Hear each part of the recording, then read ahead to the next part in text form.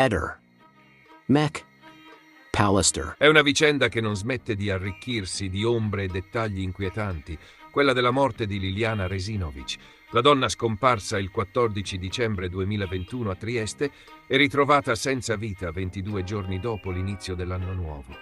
Ora, a 3 anni dalla tragedia, spunta un nuovo tassello che potrebbe riscrivere completamente l'impianto delle indagini.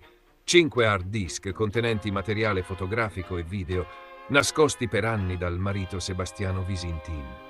All'interno di questi supporti informatici sarebbe custodita una cartella dal nome evocativo, Modigliani. Un nome d'arte quasi a voler celare con un tocco poetico ciò che di poetico non ha nulla. Dentro quella cartella immagini che ritraggono Liliana in compagnia di Claudio Sterpin, l'amico 86enne che con lei condivideva la passione per la corsa, ma che secondo alcuni avrebbe condiviso molto di più. L'uomo sarà ascoltato dagli inquirenti in un incidente probatorio già fissato per il 23 giugno, un momento cruciale per cristallizzare la sua testimonianza e metterla nero su bianco in vista di un possibile processo.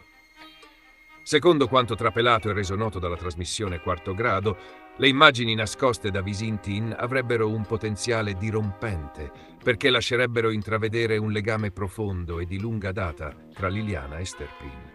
Si parla di fotografie risalenti addirittura al 2003, scattate durante una manifestazione sportiva organizzata dal Marathon, l'associazione podistica presieduta dallo stesso Sterpin e alla quale la donna era molto affezionata. C'è anche una fotografia più recente, datata 1 gennaio 2013, che mostra l'uomo pronto a tuffarsi nel mare gelido di Barcola, nel tradizionale bagno di Capodanno. Un'istantanea apparentemente innocua, se non fosse che a scattarla, con ogni probabilità, è stato proprio Sebastiano Visintin. Un'ipotesi che apre scenari complessi e ambigui. Era solo un caso, frutto della passione di Visintin per la fotografia, oppure l'uomo da anni sorvegliava Sterpin, consapevole della vicinanza con la moglie. Ed è dunque possibile che la gelosia covata e repressa sia poi sfociata in qualcosa di ben più oscuro. A rendere tutto ancora più denso di interrogativi, il fatto che Visintin, poco dopo la scomparsa di Liliana, abbia affidato quei 5 hard disk a un amico, chiedendogli di custodirli con discrezione. Secondo il racconto di quest'ultimo, l'uomo avrebbe detto: «Contengono foto personali e non voglio che finiscano in giro». Una frase che, letta oggi alla luce delle indagini in corso, suona come un'ammissione mascherata. Perché nascondere del materiale fotografico subito dopo la scomparsa della moglie?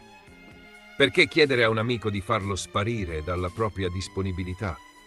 Forse sapeva già che quelle immagini avrebbero potuto compromettere la sua posizione? Forse temeva che le foto potessero svelare non solo una relazione extraconiugale, ma anche un movente. Di certo c'è che Visintin ha sempre negato di conoscere Sterpin e anzi ha affermato pubblicamente di non aver mai saputo nulla della sua esistenza. Una posizione che oggi si scontra frontalmente con il contenuto degli hard disk. Sterpin, dal canto suo, non ha mai nascosto di aver avuto un rapporto profondo con Liliana. L'ha definita una persona speciale, una presenza costante nella sua vita, tanto da raccontare che si vedevano ogni martedì, inizialmente per un gesto di cortesia. Lei gli stirava le camicie e poi forse per molto di più. Secondo il suo racconto, proprio nei giorni successivi alla scomparsa, i due avrebbero dovuto iniziare una nuova vita insieme. Avrebbero fatto il grande passo, andando a convivere. Una versione che stride con quella fornita dal marito e che adesso, con il ritrovamento di quelle immagini, acquisisce tutt'altra forza. Ma la parte più disturbante della storia resta il ritrovamento del corpo. Liliana Resinovic fu trovata morta il 5 gennaio 2022, a poca distanza dalla sua abitazione. Era chiusa in 2 sacchi neri, con la testa avvolta in buste di plastica.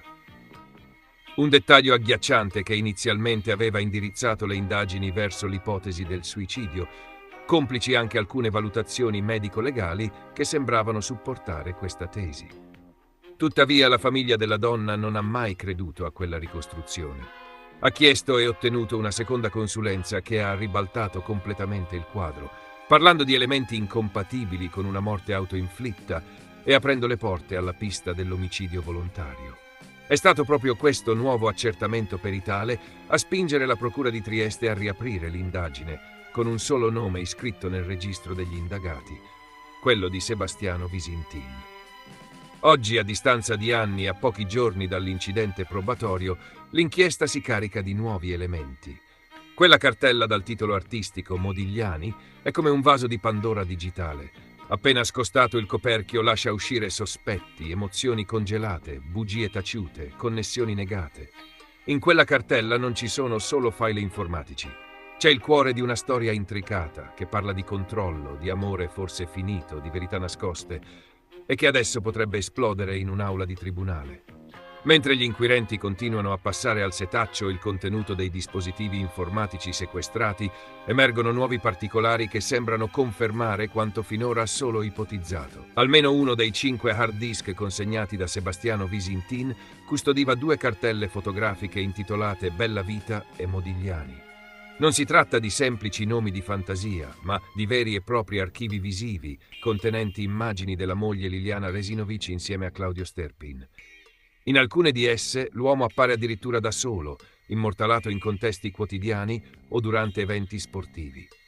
Il contenuto di queste cartelle, ora nelle mani della procura, diventa centrale nell'inchiesta sulla morte di Liliana, proprio perché sembrerebbe smentire con forza quanto affermato da Visintin sin dall'inizio.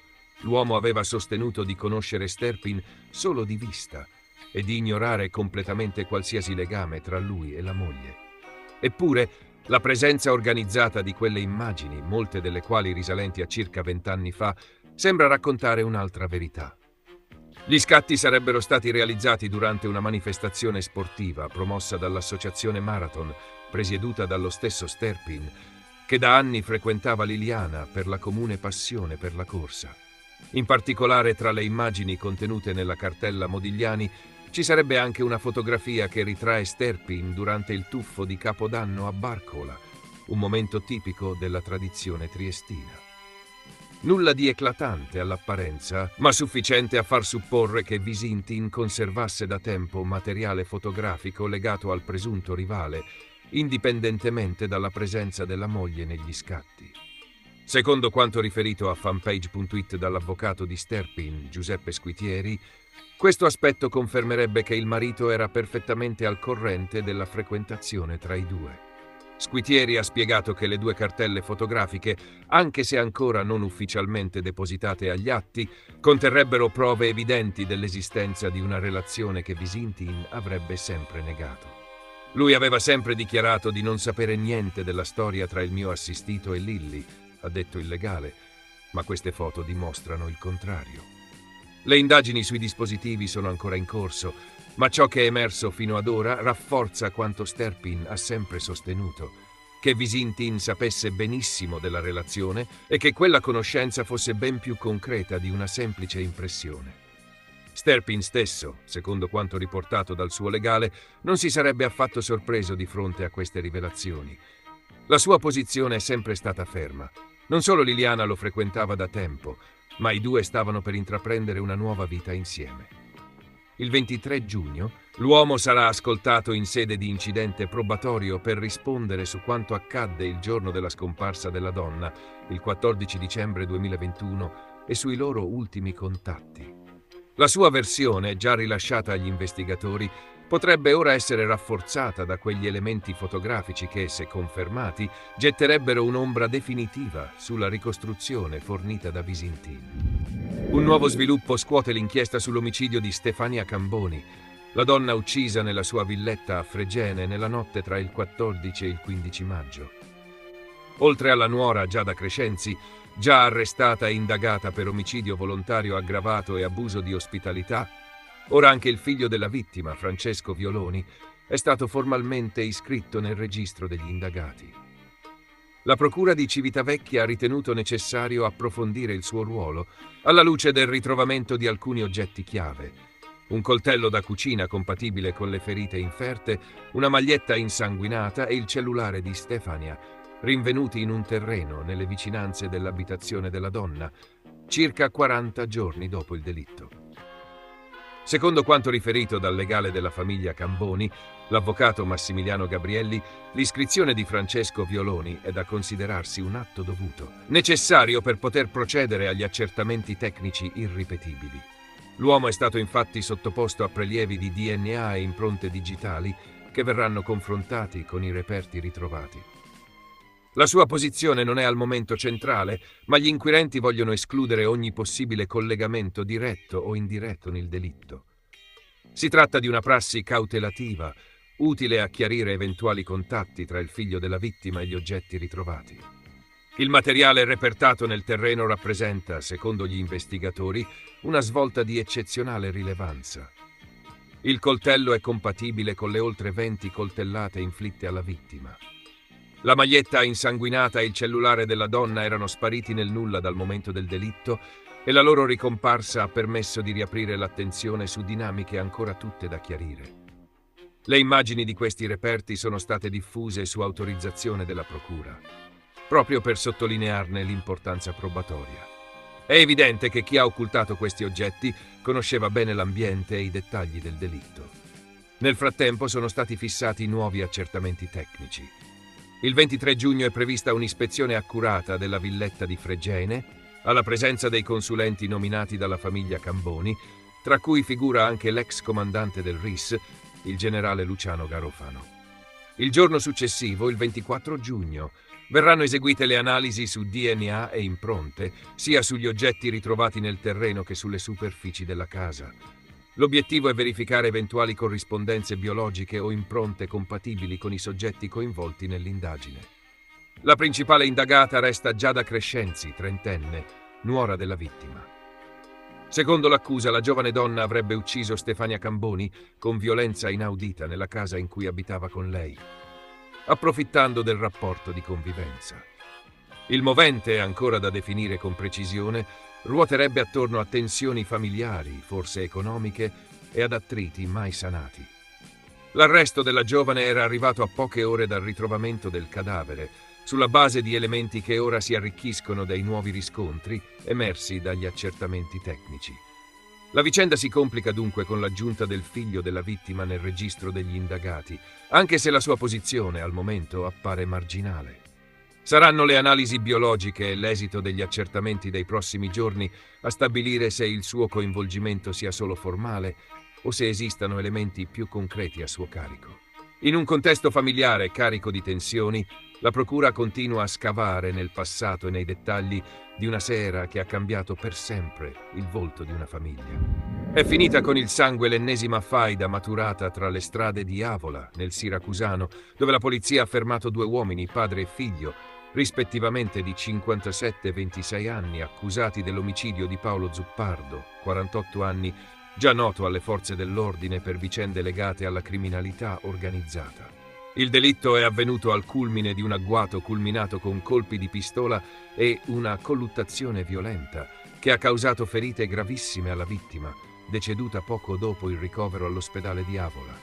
Secondo quanto reso noto dalla questura di Siracusa, i 2 indagati si sono presentati spontaneamente al commissariato di Avola poche ore dopo il fatto, ammettendo di aver aggredito fisicamente la vittima. Gli inquirenti, dopo un primo interrogatorio, hanno disposto il loro trasferimento nel carcere di Siracusa, dove restano in custodia con le accuse di omicidio volontario, porto e detenzione illegale di arma da fuoco.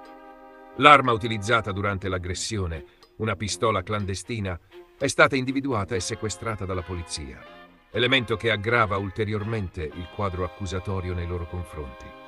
Dalle prime ricostruzioni investigative emerge un contesto segnato da rancori e tensioni personali che si sarebbero accumulati negli ultimi 2 mesi.